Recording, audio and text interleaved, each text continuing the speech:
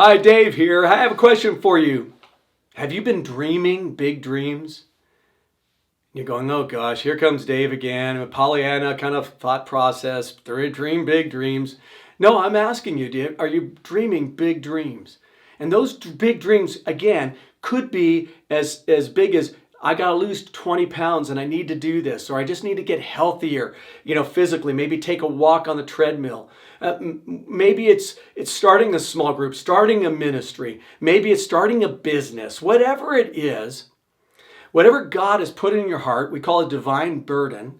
And remember, the divine burden will move you to a divine direction that'll be going for the rest of your life. What is it that God wants us to do? And then what are we supposed to do? And maybe you feel stuck. And yesterday what I did is I asked you to do two things. Because this is what Nehemiah did when he said, I've got this burden to build the wall.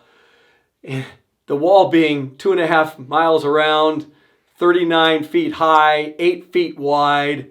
It had been burned, knocked down. And he's saying, I want to go build this wall. And he's not a contractor. He's just a cupbearer. And he had this burden. And what did he do first? We already talked about this yesterday.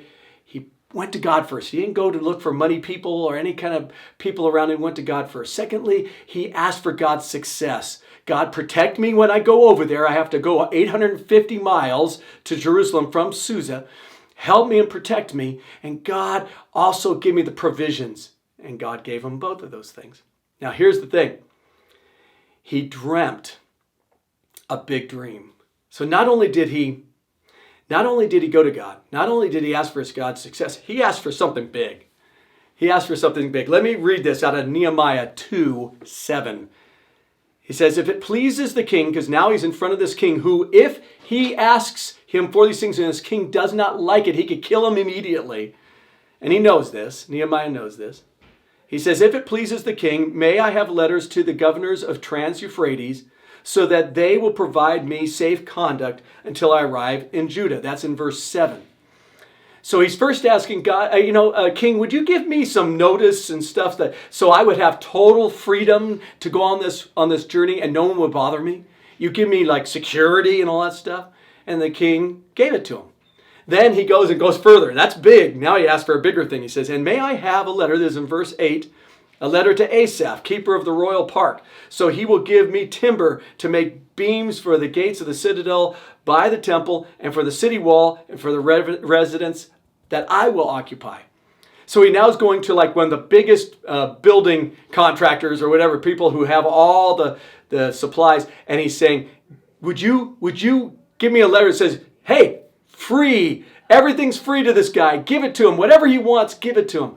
And of course, he was given that. Listen to what he says. And Nehemiah gave all credit to God. He says in verse 8b, and because the gracious hand of my God was on me, the king granted my requests. Now you may be going, oh yeah, that's Nehemiah, big deal. I mean, remember, he was just a cupbearer. Remember, he was drinking the king's wine. And if the wine was poisoned, he'd be dead. And the king wouldn't touch the wine unless he saw his cupbearer staying alive. He had no job security. Didn't know how to be a contractor. Didn't know anything about building. And God gave him this dream and he took the dream and ran with it. What's your dream? Is it to lose 20 pounds, get healthier, start walking? Maybe that's just a big dream for you. Maybe it's that your marriage would get into a healthier place. Maybe taking that first step into counseling and you're saying, I've got a big dream that our marriage would get better. Maybe it's starting a business, starting a ministry, starting a small group, a life group.